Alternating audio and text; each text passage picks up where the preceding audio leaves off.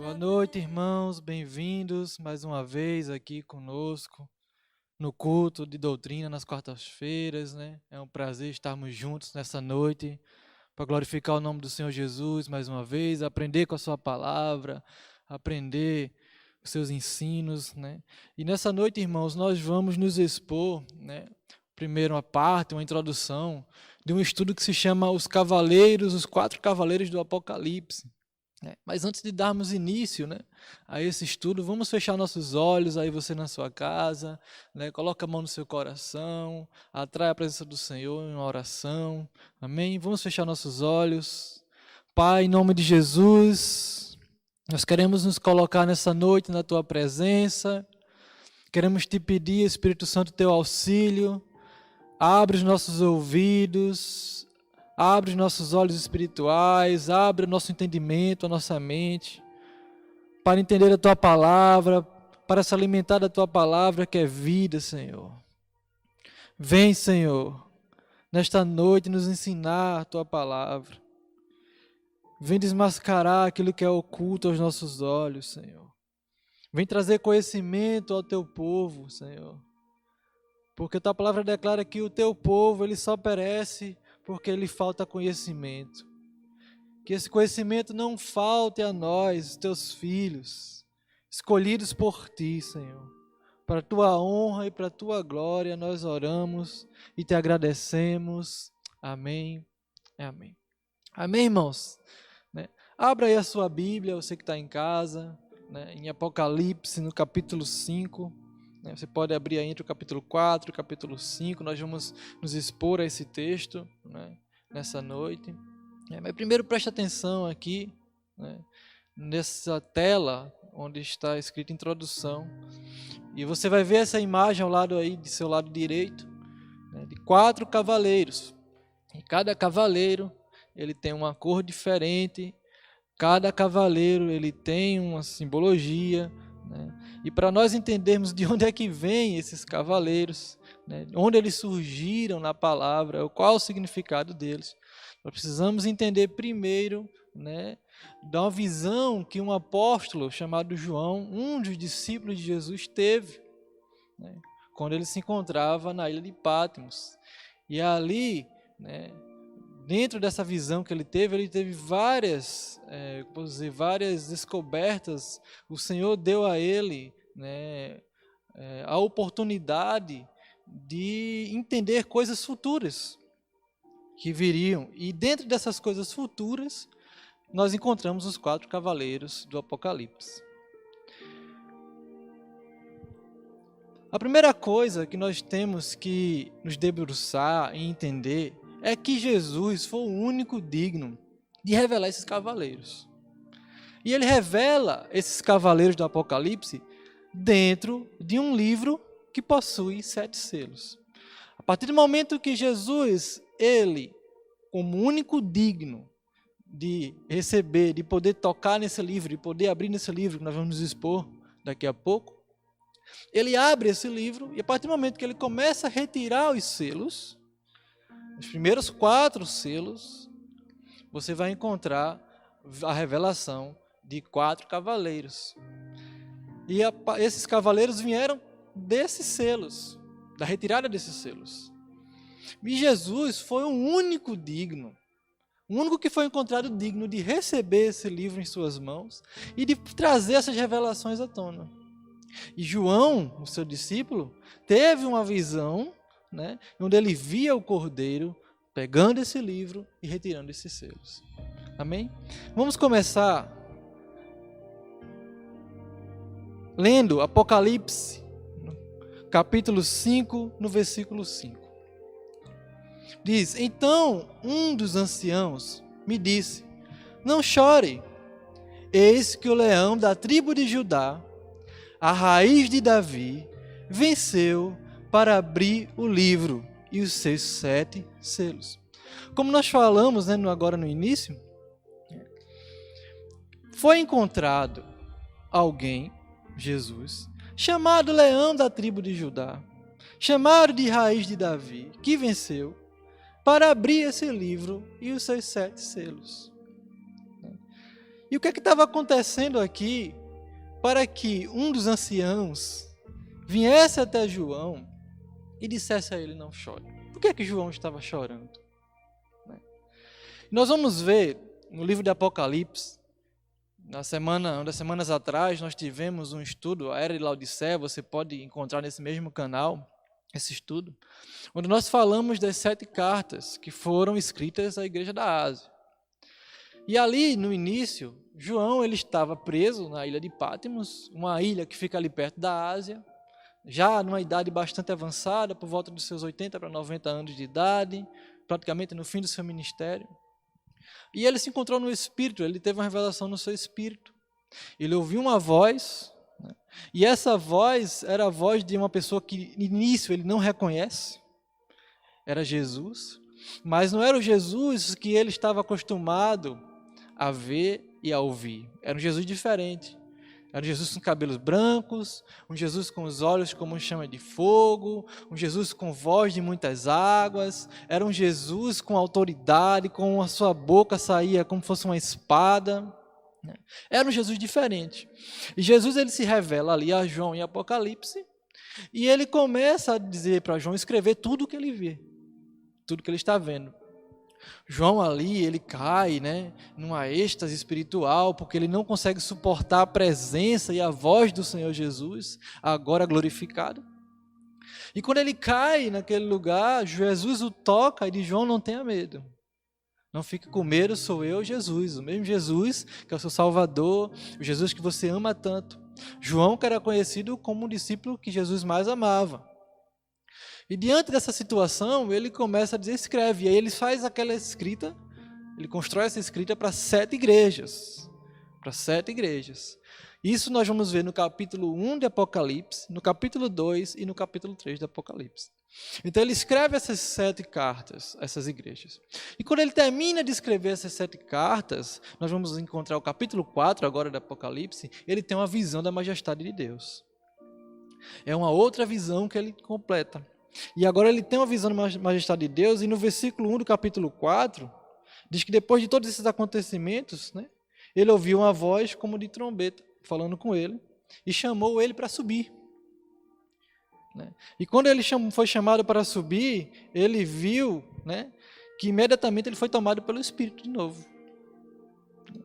E essa voz que chamava ele para subir dizia que ele ia revelar eventos que iam ocorrer depois desses, ou seja, eventos que iriam ocorrer depois de tudo aquilo que tinha sido revelado a ele no capítulo 1, no capítulo 2 e no capítulo 3. E esses eventos que iriam ocorrer entre esses cavaleiros e outras coisas que nós vamos ver. E aí, a partir do momento que ele tem, ele é tomado pelo Espírito e tem esse chamado, ele começa a ter uma visão do trono. Veja, ele começa a ter uma visão do trono de Deus. Ele começa a ver os anciãos, 24 anciãos ali ao redor do trono. Ele começa a ver o trono. Ele vê características daquele templo, um mar como se fosse de vidro. Você vai encontrar isso tudo no capítulo 4 do Apocalipse.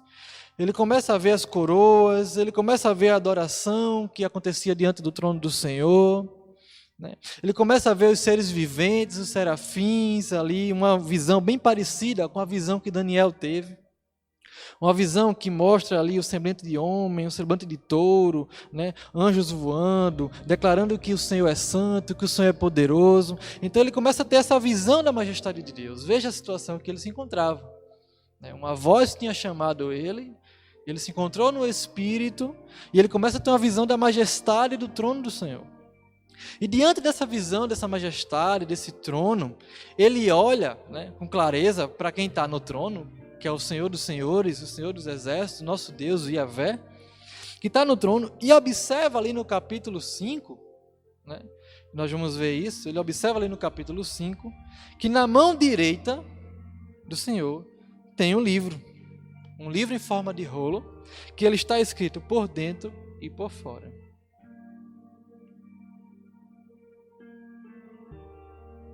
Então foi nessa ilha, foi na ilha de Patmos, que o apóstolo João recebeu a revelação do livro do Apocalipse. Dentro dessa ilha de Patmos, ele estava preso por causa do Evangelho de Deus.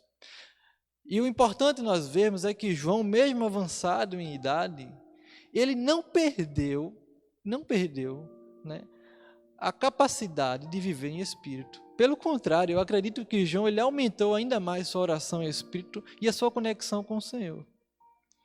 E dentro de toda essa situação de isolamento, dentro de toda essa situação de estar preso, né, talvez isso nos traga nessa noite também um grande conselho do Senhor. Nós estamos também, de certa forma, né, em um isolamento, não presos em uma ilha, né, mas talvez, de uma certa forma, presos dentro das nossas casas. E João, ele, mesmo nesse isolamento, ele teve uma visão como essa, uma revelação como essa, que faz com que a gente hoje esteja estudando aqui nessa noite. E tudo, se você for ver, tanto no capítulo 1 como no capítulo 4, João vai dizer que ele estava no Espírito, que ele foi arrebatado no Espírito, que ele foi cheio do Espírito, de repente ele estava vendo o trono do Senhor. E que possamos aprender nessa noite, nesse início de doutrina, né? Que por estarmos também em casa, de certa forma trancados, né, que possamos crescer numa vida espiritual, assim como o apóstolo João cresceu. Que possamos também receber revelações, assim como o apóstolo João recebeu. Que possamos estar disponíveis para Deus. Que possamos aumentar cada vez mais nosso nível de oração, nosso tempo de oração, nosso tempo de comunhão com Deus. Talvez Deus queira revelar coisas também que irão acontecer, como Ele revelou a João. Dentro desse estudo que nós estamos aprendendo e nos debruçando hoje. Será que Deus não quer nos revelar algo novo que irá acontecer? A palavra diz que Ele não faz nada sem revelar os seus profetas. Vamos ser profetas e profetisas do Senhor nessa geração. Vamos aprender com João. Vamos passar mais tempo orando. Vamos ter a expectativa em Deus de ter uma visão do trono, como ele teve no capítulo 4. Né? Sabemos que o corpo ele não resiste a uma experiência como essa, mas quem não quer ter uma experiência como essa? Quem não quer ter uma experiência da santidade do Senhor? Uma experiência daquilo que o Senhor tem para fazer nas nossas vidas como igreja, como servos de Deus. E foi nessa situação, foi na ilha, preso. Né? A palavra não disse que ele estava acorrentado, mas ele estava numa ilha, e a ilha fala de isolamento também. Ao redor só se encontra águas, e você não tem como a nado ir para outro lugar.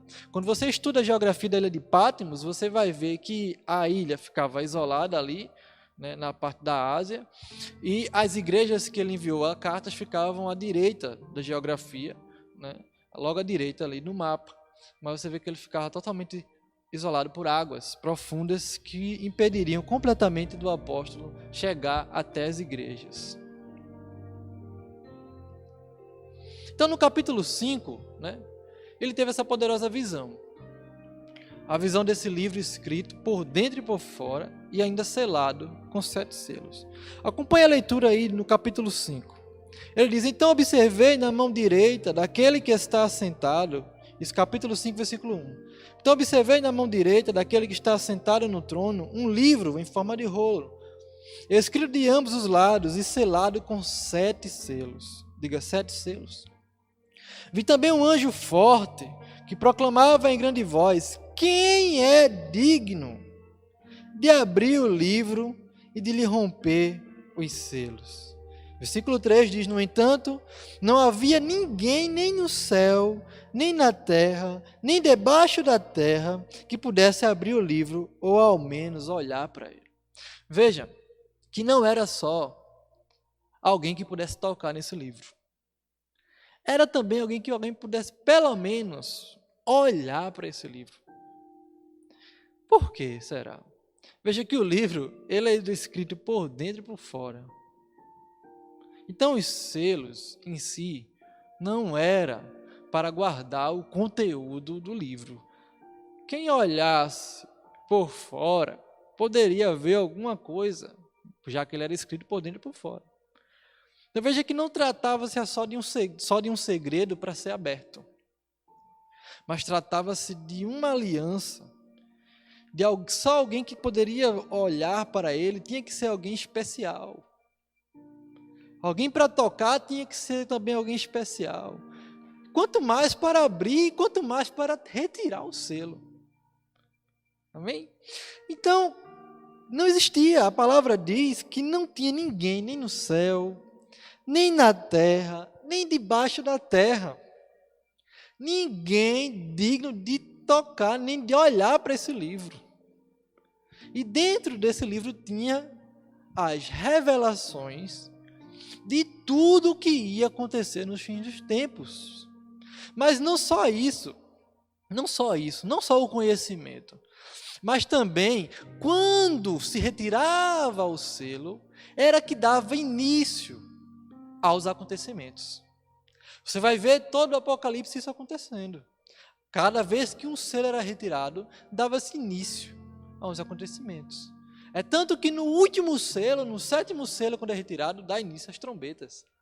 É entregue as trombetas para anjos, na retirada do 7º selo. E quando é o fim das trombetas, vem outros acontecimentos, que termina na glorificação da igreja, no arrebatamento da igreja, do reinado de 1000 anos com Cristo, que vai até o fim dos tempos e a novos céus, novas terras, não há mais choro, não há mais dor. Então veja que não era só o conhecimento. Era também o poder de fazer com que essas coisas acontecessem aqui na terra. Então, era alguém que tinha que ser digno não só de olhar para o livro, não só de conhecer o conteúdo do livro, mas alguém também que tinha que ter o poder, tinha que receber a soberania, a especialidade de dar início a acontecimentos na terra. Veja que aí essa visão ela é ampliada. Agora não é só mais pegar um livro, é também fazer com que as coisas aconteçam. E quem era que tem poder para fazer com que as coisas acontecessem? E essas coisas que viriam a acontecer, João, ele já tinha percepção no Espírito, sim, de que era necessário que essas coisas viessem a acontecer, porque ele já estava esperando Jesus voltar. A igreja, ela já está esperando Jesus voltar. Amém? Eu e você estamos esperando Jesus voltar. Amém? Precisamos ter essa expectativa no coração. A igreja, ela precisa viver como se realmente estivesse vivendo os últimos tempos. Nós temos que crer que estamos vivendo os últimos tempos. E poder acelerar a volta do Senhor, cumprindo-se aquilo que está escrito. Vamos abrir um parêntese aqui rapidinho. Irmão, irmã, você precisa crer de todo o coração que você faz parte dessa última geração. Você precisa crer que você faz parte desse povo eleito, desse sacerdócio real, que faz parte desses últimos tempos, para trazer o cumprimento da promessa da vinda de Jesus Cristo. É a porta das ovelhas. Nós não podemos, a apóstola em um dos seus livros diz, a igreja ela não pode perder o entendimento da volta de Jesus e a ânsia por essa volta. Ela tem que andar conforme a obediência, a vontade do Senhor para atrair Jesus Cristo para a terra. Você não quer fazer parte dessa geração que faz com que a volta do Senhor seja real? Todos estão esperando a volta do Senhor, ou pelo menos deveriam estar esperando. Primeiro nível, esperar a volta. O segundo, agir para essa volta acontecer. Temos um papel, a igreja tem um papel dentro desse contexto. E João, ele sabia desse papel. Ele sabia que ele estava esperando o Cristo voltar, porque Jesus tinha dito a ele e aos outros discípulos que ele iria, mas que ele voltaria para buscar. Que na casa do Pai tinha muitas moradas, e se não tivesse essas moradas, ele teria dito. Mas como um noivo que iria preparar o lugar para os seus, para a sua noiva, para a igreja, ele iria na frente e voltaria para buscar a sua igreja depois do cumprimento dos tempos. Então, por causa de todo esse entendimento, por causa de todo esse conhecimento, no versículo 4 do capítulo 5, é que João diz: eu chorava muito. Chorava muito porque não se encontrou ninguém que fosse digno de abrir o livro e olhar para ele. Veja, ele entendia que era necessário alguém digno. Porque se não tivesse ninguém digno para olhar para o livro, se não tivesse ninguém digno para tocar no livro, se não tivesse ninguém digno para tirar esses selos do livro, as coisas que ele estava esperando, que era a volta de Jesus, a vida eterna, não iria acontecer. Era necessário. Veja o entendimento espiritual. Claro que tudo isso passava assim, segundos no espírito de João. Tudo isso era no espírito. Esse entendimento era no espírito. Não era na alma, era no espírito. Tudo isso passava pelo espírito, porque ele diz logo no início que estava no seu espírito. E esse entendimento passava pelo seu espírito e as lágrimas começavam a jorrar. Veja, como alguém que tinha acabado de ter uma visão, que ele não sabia de livro nenhum até então. Olha para um livro na mão direita do trono, e porque ele escuta dizendo que não tem ninguém que tinha sido achado digno, ele começa a chorar. Ele tinha que entender. Ele tinha que entender. E esse era o entendimento. Ele sabia que precisava-se de alguém digno para que essas coisas acontecessem. Precisava de alguém digno para que você tivesse vida eterna e eu tivesse vida eterna. Precisava de alguém digno para que alcançássemos o perdão. Precisava de alguém digno para que se cumprisse os fins dos tempos e pudéssemos receber a promessa do Senhor. E foi por isso que o ancião, no versículo 5, vem até ele e diz: não chores. Aí nós entramos naquele texto que lemos no início: não chores, pois o leão da tribo de Judá, a raiz de Davi, venceu para abrir o livro e romper os 7 selos.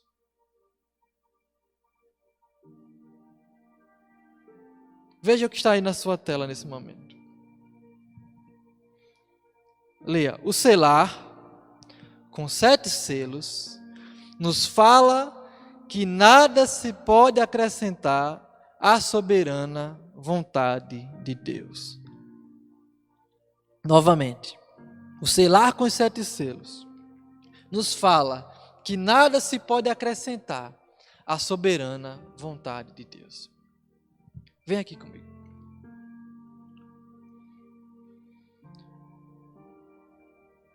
João, quando ele olha para aquele livro, ele sabe que dentro daquele livro, no seu espírito, estava a soberana vontade de Deus.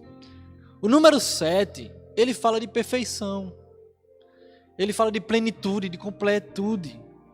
O número 7, ele traz a perfeição de Deus, a vontade de Deus perfeita. Ali estava tudo, diga tudo, que era necessário para a igreja, para o cumprimento da promessa do Senhor. João sabia que aquele livro significava tudo, toda a vontade. Veja que estava na mão direita de Yahvé. A mão direita do Senhor fala de autoridade, fala de poder, e nos mostra que estava sob a vontade do Senhor. Tudo aquilo que estava na mão direita de Yahvé estava sob a vontade dele, era a vontade perfeita. A palavra nos diz que a vontade de Deus é boa, perfeita e agradável. E ali estava. E isso fazia também com que as lágrimas do apóstolo se derramassem cada vez mais, por não ter se achado alguém digno.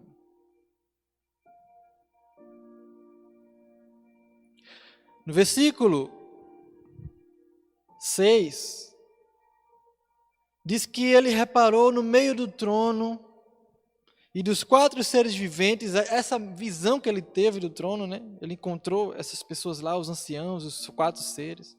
E ele viu no meio desses 4 seres um cordeiro que parecia estar morto. Diga, parecia, mas não estava mais morto. Aleluia. Glória a Deus. Um cordeiro. A visão de cordeiro, a visão de sacrifício, Lembramos que lá na lei de Moisés, para que o pecado fosse apagado, para que o pecado fosse perdoado, era necessário o quê? Um cordeiro. O cordeiro tinha que ser sem defeito. O cordeiro tinha que ser puro para poder ser sacrificado pelo pecado do povo. E na visão que João tem ali do trono de Deus, ele vê um cordeiro no meio ali dos seres viventes. E esse cordeiro parecia estar morto. Eu gosto dessa palavra que diz parecia, porque ele não está mais morto, irmão. Jesus está vivo, aleluia. Esse parecia estar morto nos faz lembrar da cruz. É como se ele dissesse assim, tem um cordeiro que passou pelo sacrifício. Ele passou pelo sacrifício e está vivo, ele ressuscitou. E diz no versículo 7 que ele foi lá e pegou o livro da mão direita de quem estava sentado no trono, Jesus Cristo, o nosso Salvador. Foi até o trono. Diante daquelas lágrimas, João viu o cordeiro que parecia estar morto, mas vivia. Indo até o trono e pegando da mão direita de quem estava sentado no trono, Deus Pai, Yahvé, o livro. Ele tocou no livro. Aleluia. Aleluia. Veja o significado. E assim, versículo 8, que o recebeu, os 4 seres viventes e os 24 anciãos prostraram-se diante do Cordeiro. Na visão de João no início, todos se prostravam diante do trono, declarando a santidade de Yahvé. Quando Jesus pega o livro, os seres viventes, os anciãos, os 24 que estavam diante do trono, agora se prostram diante daquele que é digno de receber glória, honra, poder e majestade, daquele que é digno de olhar, de tocar, de abrir o livro, que vai trazer a vida eterna para a terra, que se sacrificou para trazer essa vida. E todos se prostram diante dele. Aleluia!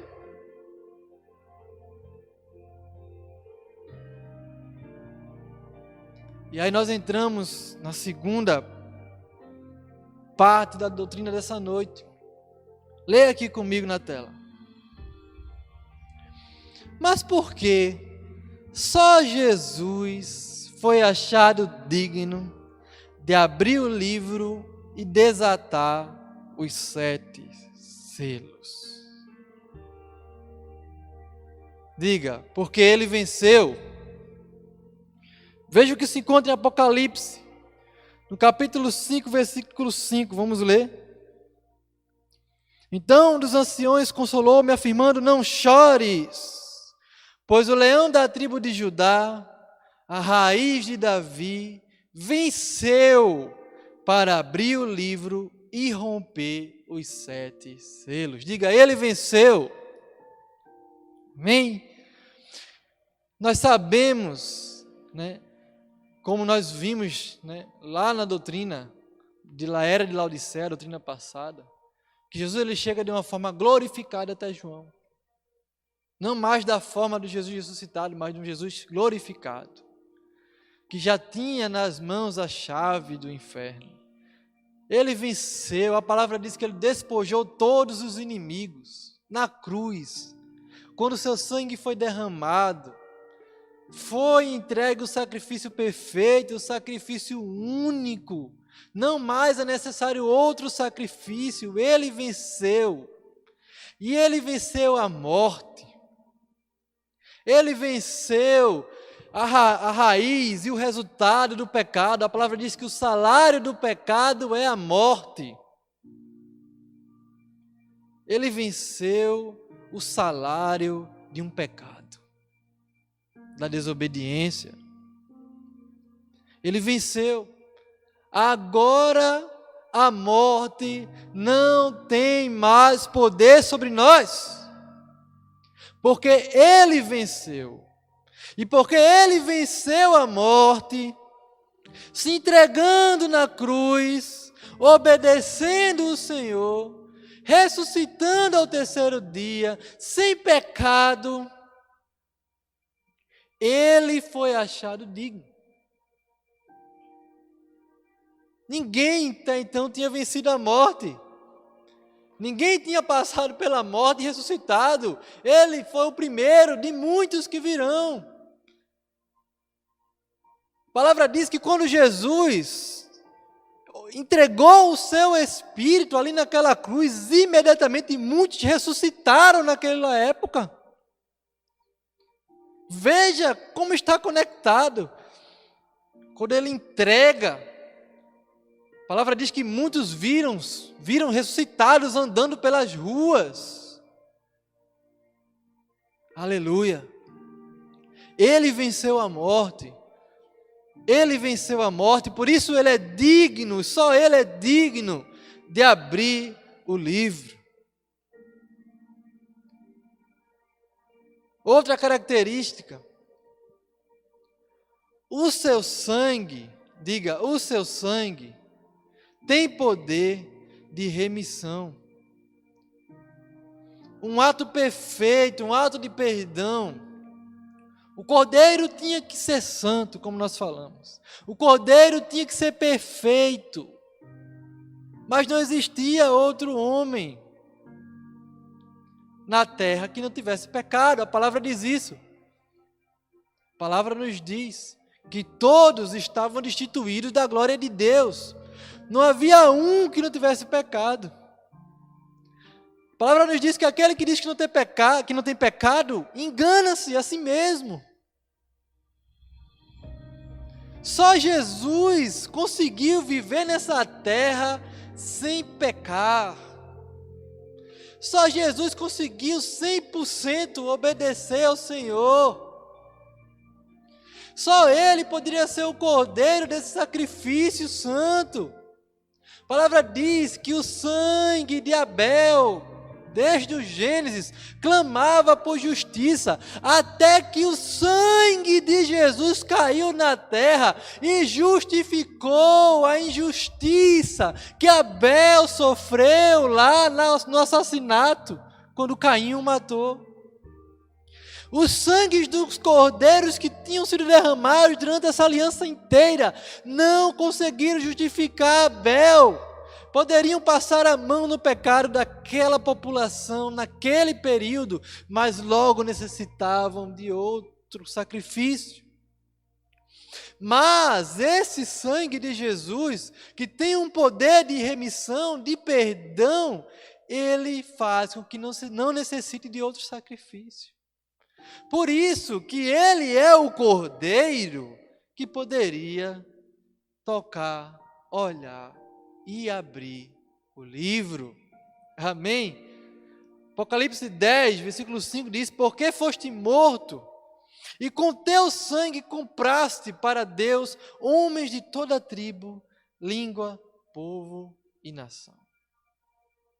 Ele nos comprou com alto preço. Sinta-se comprado por Jesus. Nada pode lhe tocar, o mal não pode lhe tocar, Satanás não pode lhe tocar, o Covid não vai lhe destruir, o isolamento não vai destruir sua mente, a falta de dinheiro não vai destruir você, a falta de trabalho não vai destruir você, porque você é comprado. Jesus foi no mercado de escravos e comprou você da escravidão do pecado e colocou você num reino maravilhoso de luz. Amém? Ele comprou. Interessante que a palavra diz em Apocalipse 5, no versículo 10, que Ele constituiu reino e sacerdotes para Deus, que reinarão sobre a terra. Quando ele começa a falar, porque ele era digno, porque só ele era digno, ele diz, no versículo 10 do capítulo 5, tu constituíste reino e sacerdote para o nosso Deus. Só você, Jesus. É como se ele dissesse assim, só você, Jesus. Só você, com esse teu sangue, conseguiu comprar os escravos do pecado, os filhos do diabo, e transformá-los em filhos de Deus. E os filhos de Deus são transformados em sacerdotes, em reis, que reinarão sobre toda a terra. Aleluia! Você e eu vamos reinar sobre a terra. Talvez hoje a igreja não consiga ver que ela deve reinar. Talvez no contexto de igreja hoje não estejamos reinando como deveríamos reinar. Mas essa é a vontade do Senhor. A vontade do Senhor é que eu e você reine na terra. É a vontade que estava lá em Gênesis quando foi entregue a Adão. Vamos fazer homens semelhantes a nós, nossa imagem, nossa semelhança, e reine ele sobre toda a terra. Sobre os animais dos campos, sobre as aves do céu, e sobre todo ser que vive. Veja que isso é um plano original do Senhor. E Jesus foi o único que conseguiu restituir a autoridade dos homens sobre a terra. Por isso, por causa desse sangue, Ele consegue nos restituir essa autoridade através do seu nome. E faz com que a gente volte a reinar sobre a terra. Amém? Por isso, mais uma vez, Ele é o único digno de tocar nesse livro, de olhar para esse livro, de abrir esses selos.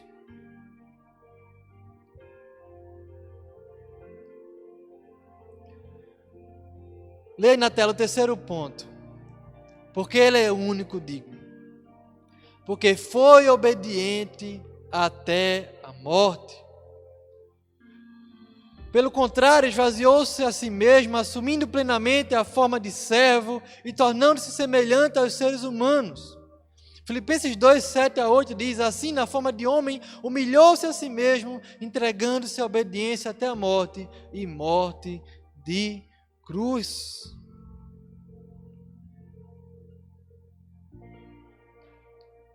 Ele obedeceu.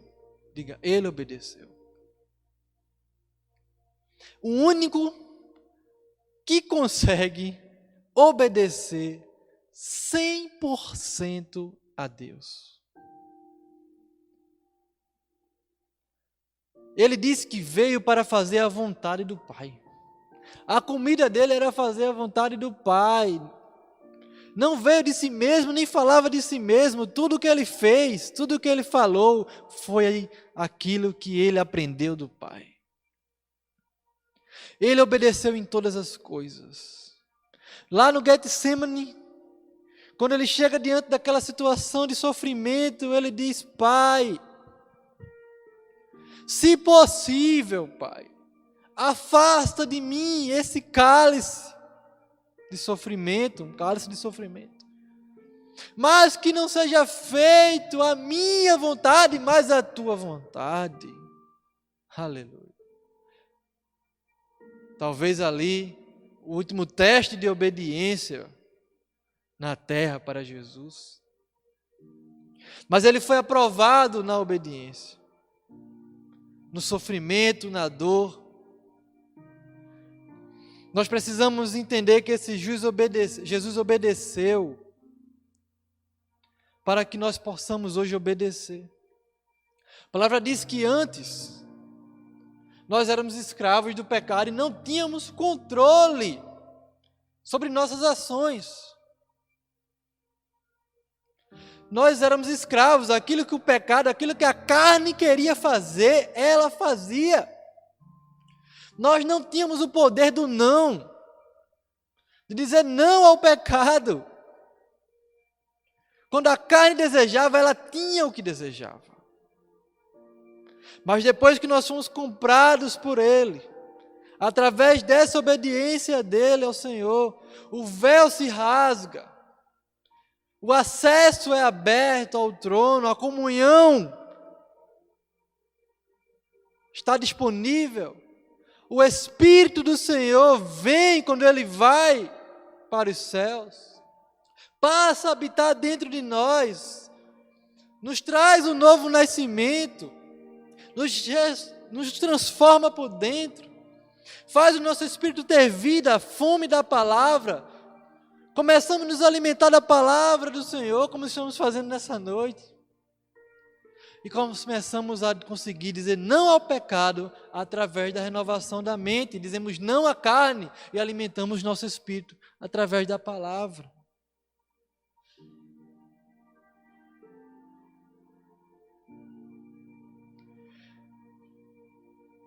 No versículo 11 do capítulo 5,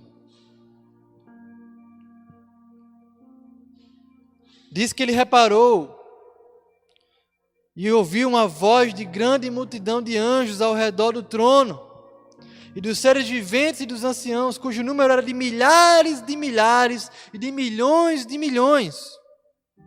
Eles proclamavam em alta voz: digno é o Cordeiro que foi morto, de receber a plenitude do poder, riqueza, sabedoria, força, honra, glória e louvor. Em seguida, versículo 13, eu vi todas as criaturas existentes no céu, na terra, debaixo da terra e no mar, e tudo o que neles há, que exclamavam: ao que está sentado no trono e ao Cordeiro, sejam o louvor, a honra, a glória e o domínio pelos séculos dos séculos. E os 4 seres viventes bradavam: amém! E os anciãos igualmente prostraram-se e o adoraram. Veja que agora, quando você abre o início do capítulo 4 de Apocalipse e termina o final do capítulo 5, você vê que é a mesma característica da adoração. Antes só o que estava sentado. Toda glória, todo louvor, toda sabedoria, santidade. Agora também ao Cordeiro. Versículo 13. Ao que está sentado no trono e ao Cordeiro. Jesus foi o único digno. Jesus, o Cordeiro de Deus, que João Batista disse: eis que vem o Cordeiro de Deus, que tira o pecado do mundo. Por isso que nós podemos cantar aquela música que diz que digno é o Cordeiro de receber a honra, a glória e o louvor. Próxima vez que você estiver cantando esse louvor, você vai estar entendendo o que você está cantando. Digno é o Cordeiro. Ele é digno de receber. A partir do momento que Jesus começa a retirar esses selos do livro, os primeiros 4 selos, é que começa a surgir os 4 cavaleiros. E cada cavaleiro tem um acontecimento ímpar, único para ele. Uns dizem que esses cavaleiros já estão por aí, outros que ele ainda vai retirar esse selo. Mas, irmãos, nessa noite você tem que entender que você tem um irmão mais velho, um sacerdote supremo, um Senhor e Salvador, que foi o único achado digno de olhar para esse livro, de tocar nesse livro e retirar esses selos.